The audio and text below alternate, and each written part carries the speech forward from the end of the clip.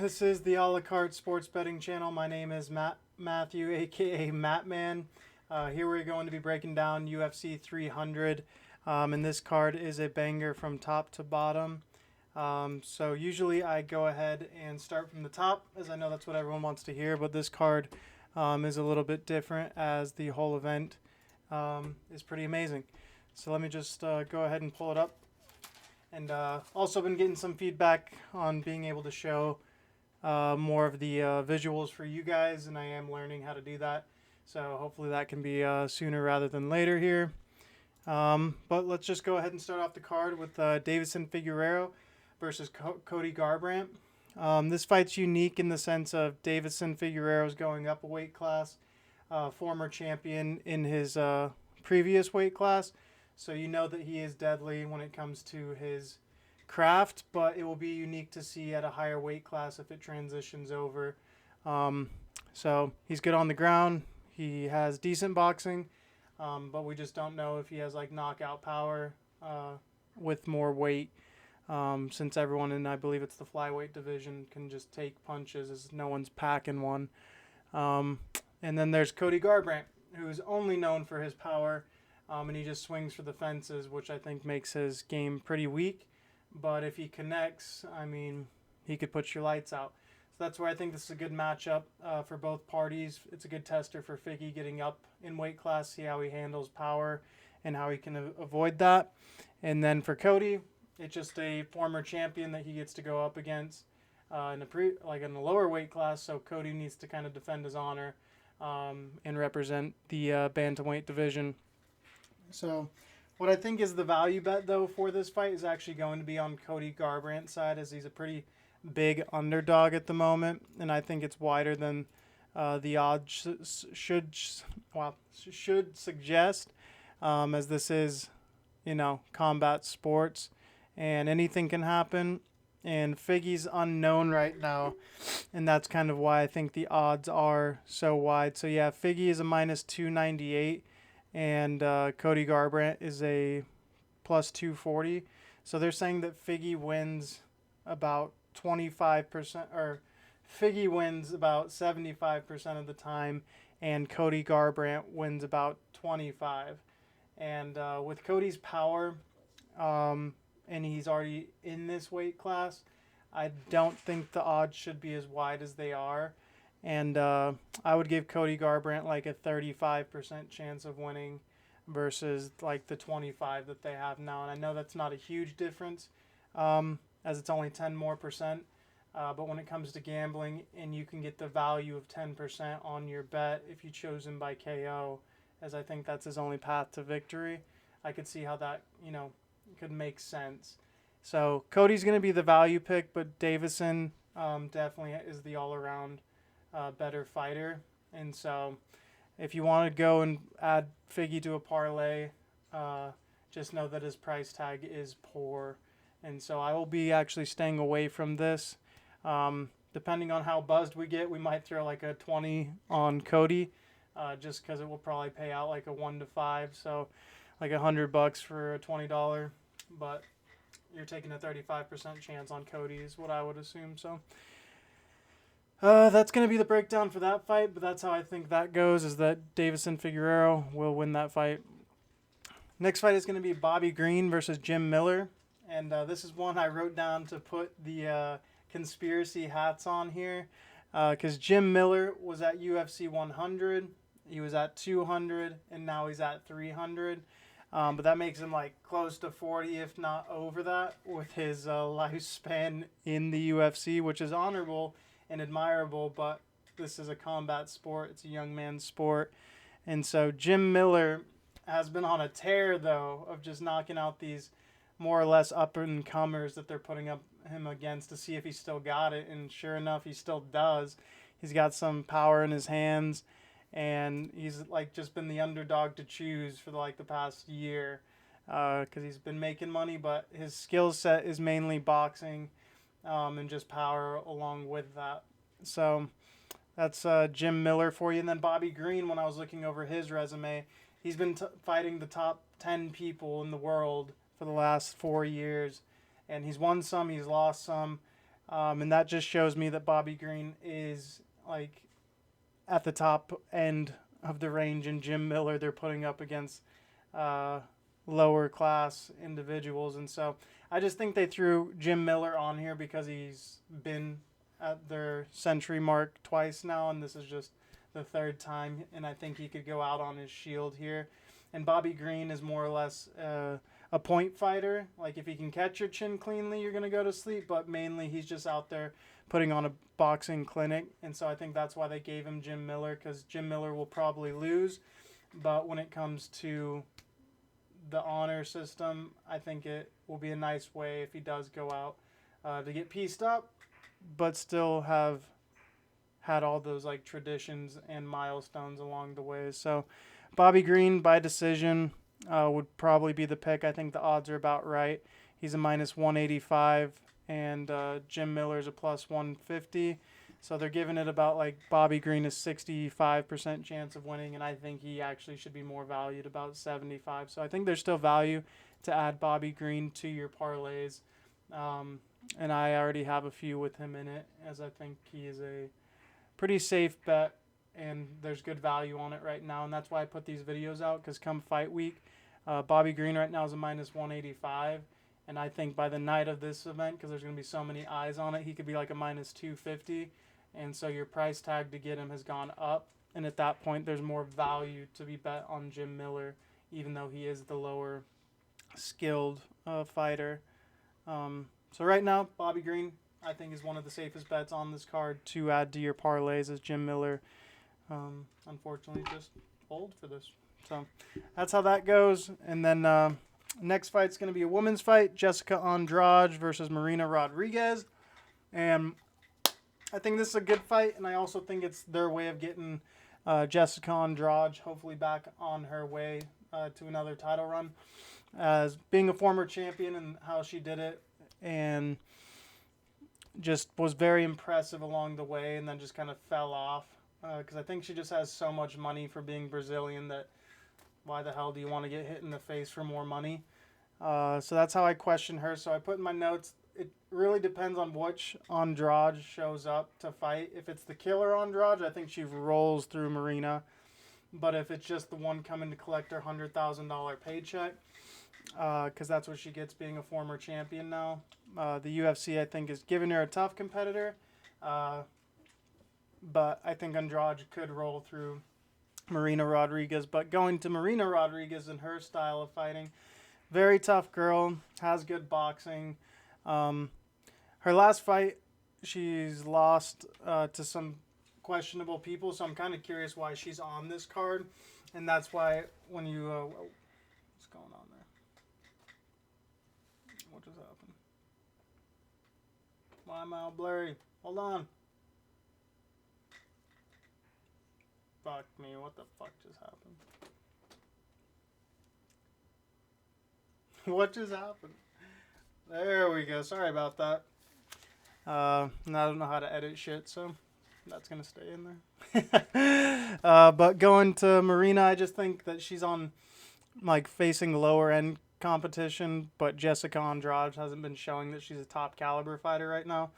So I think it's just kind of a tester fight for Andrade, but I will lean Andrade, as I do think she's the more strong fighter, and all in all probably better, but just don't know who you're getting on that night. So wouldn't add that to any parlays, but if you wanted to do a straight bet, because the odds are right now, she's a minus 105, Marina's a minus 115, so it's basically flip a coin, and I would put my money on Jessica Andrade. And then going to our next fight, it's going to be Jalen Turner versus Renato Moicano. And this fight, I think, is pretty cut and dry in the sense of Jalen Turner's a more up-and-coming fighter, and his style of fighting is very good. I think his nickname's the Tarantula. And so he's got long, lengthy attributes that he can use. And then if he's on the ground, too, he can wrap you up, choke you out. So all-around good set of skills. Renato Moicano, decent fighter, but he just hasn't, when I watched over the films, impressed me enough to say that it's worth putting your money on. I do think he has a chance in this fight, as he's also pretty lengthy. So we'll see if Jalen Turner can, you know, cut the distance in half and then find his way to either getting a takedown, or Jalen Turner's a very strong puncher, so knocking him out. But the price tag I feel is a little bit wide for Jalen Turner. He's a minus 218, and Renato Moricano is plus 180. And that's going back to like the first fight, close to Figgy's odds.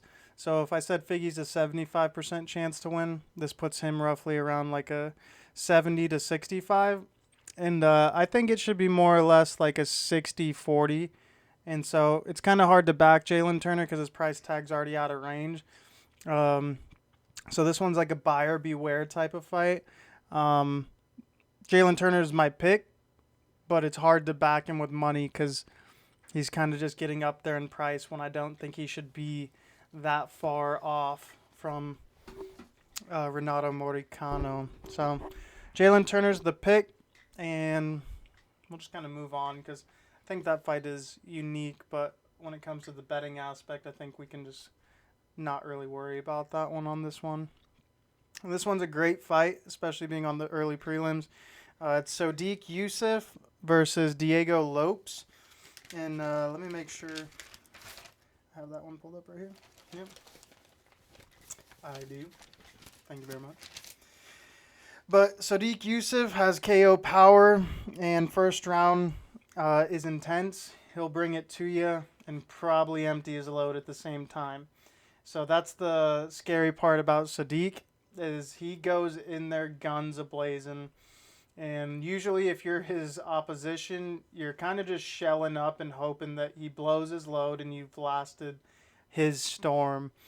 And Diego Lopes is an interesting matchup for him because he's been on a good tear and shown a lot of heart.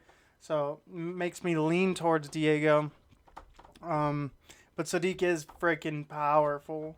And what I would notice when I watch Diego Lopes is he is amazing on the ground. But his takedowns weren't that amazing to where it's like, oh, he's going to take him down. It's more or less how I see this one playing out. Sodiq is going to knock him to the ground, and you have to hope that your Diego Lopes isn't unconscious, and then you have to hope that Sodiq Yusuff falls into the trap of Diego Lopez and plays the ground game with him, whether that means he goes and grounds and pounds him. It's kind of tough to say, but Diego Lopes on the ground, when I watched that, I was so impressed. That guy makes it look like he's doing one thing and then grabs something completely else. And watching how smooth the transition was and how good he is, like, this is one of the tougher fights to even choose a side. And currently, Sodiq Yusuff is the underdog, and Diego Lopes is the favorite. But it's basically a pick-em. Like, Sodiq Yusuff, you can get plus 114, and Diego Lopes is about a minus 135. So when you do the math on that, that comes to like Sodiq Yusuff has about a 45% chance of winning, and then Diego Lopez has about a 55% chance. And so it's really tough because watching Sodiq just fall off a cliff after that first round was like, yikes.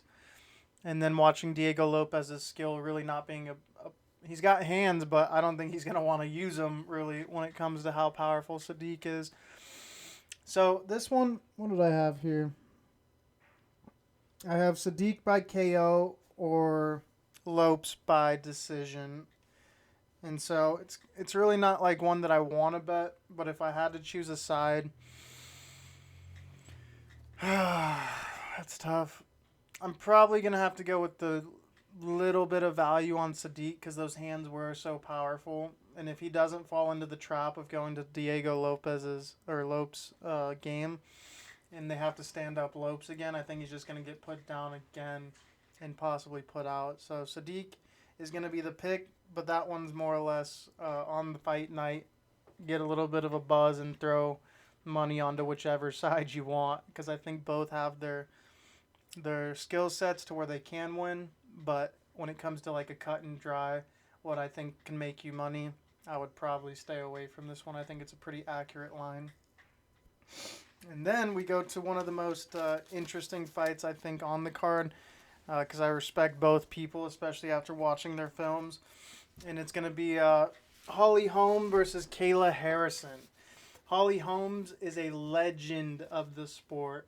Former champion, has so many great fights, and even being at 41 years old, that she currently is, she's still been whooping ass and has great endurance, skill set, and so I don't ever want to count her as a dog, really, or an underdog, but she's a dog. Like, that girl can bite. And so Kayla Harrison, though, is the up and coming champion. You heard it first here. That girl is a brute. Like, for a woman, holy God, those arms look like a freaking bodybuilder who knows how to fight, and that is exactly who Kayla Harrison is. Great at the judo throws. I'm pretty sure she was a world champion too, or a gold medalist. And so she's got all the skills to beat Holly Holm. But once again, Holly Holm's a dog, and if she wants to play spoilers, I'm not going to count her out.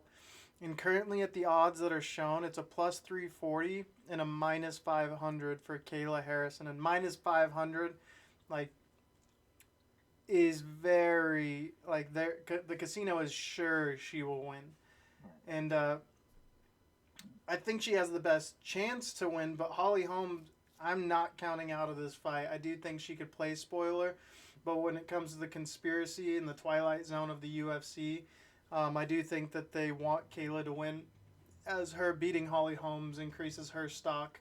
From her, this is her debut. If she can beat Holly Holm, they can put her in any situation basically, and that's what I think they want for her because she's a freaking animal.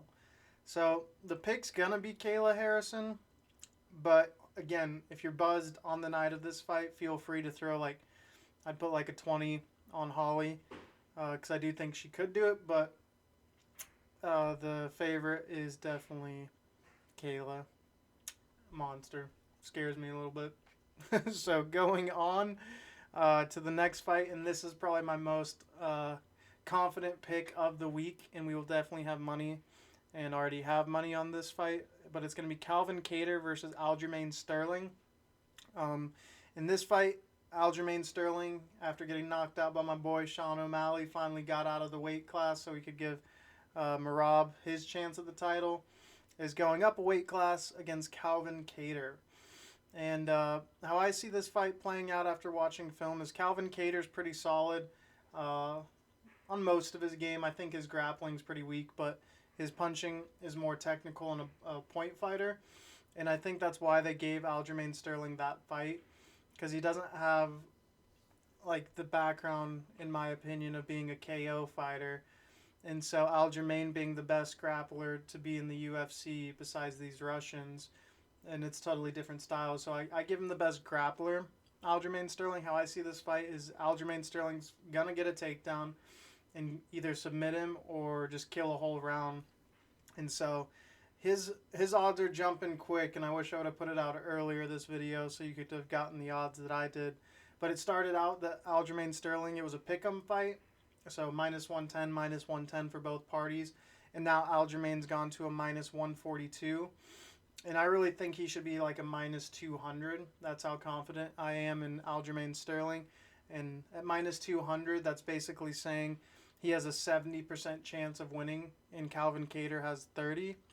And so Aljamain Sterling being at minus 142 right now, there's definitely still value to be had, but you need to jump on that train quick, as I do think come fight night, it's going to be the odds that I have forecasted. And so that's where Aljamain Sterling is probably the lock of the week based on the matchup and the stylistic standpoint. And I'm very confident that Aljamain will win that fight.